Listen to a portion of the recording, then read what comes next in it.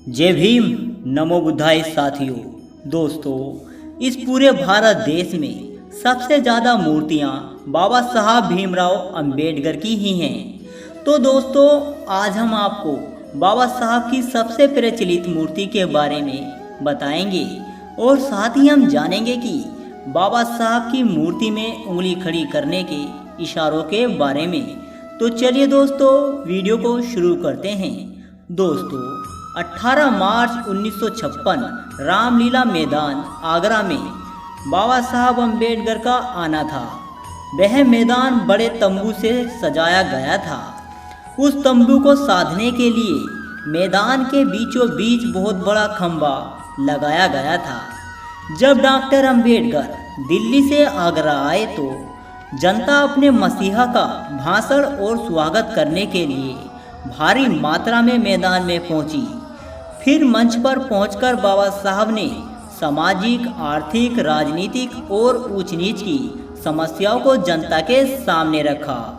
भाषण के दौरान उन्होंने अपनी उंगली से तंबू के बीचों बीच लगे खंभे की ओर इशारा करते हुए कहा कि आज मेरी स्थिति उस खंभे की तरह है जो इस विशाल टेंट को संभाल रहा है।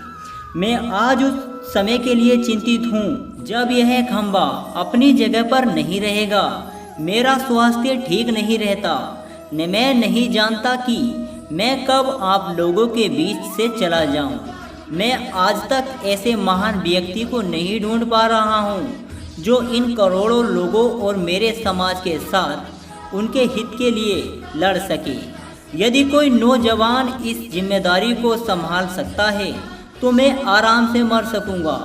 अंबेडकर ने कहा कि मैंने मिस्टर नेहरू से कहा है कि इस देश में जितनी भी बंजर भूमि है वो गरीब, लाचार और हमारे लोगों को दो।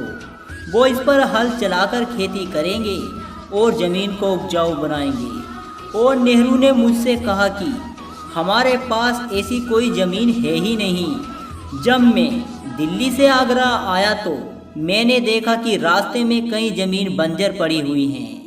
अब मैं नेहरू से कहूँगा कि वो ज़मीन हमारे लोगों को दो। और अगर मिस्टर नेहरू मना करते हैं तो जितनी भी ज़मीन सरकारी है वो हमारी है। मैं आगे आगे लाठी लेकर चलूँगा, आप लोग मेरे पीछे पीछे चलना और उस ज़मीन पर हम कब्जा करेंगे। इस बात को कहते हुए बाबा साहब ने बंजर ज़मीन पर कब्जा करने के लिए अपनी उंगली से इशारा किया था। अंबेडकर का कहना था कि राजनीतिक सत्ता वह चाबी है जो आपके लिए बंद दरवाजे को खोलती है।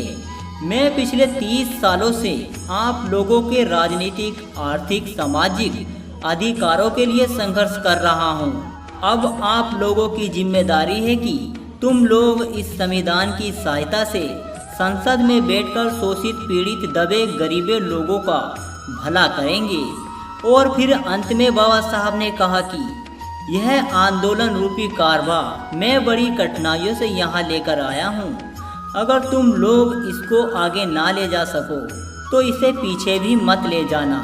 परंतु आज के दौर में यह कारवा पीछे ही जा रहा है। बहुजन महापुरुषों के द्वारा जलाई गई मशाल आप लोगों के हाथ में है।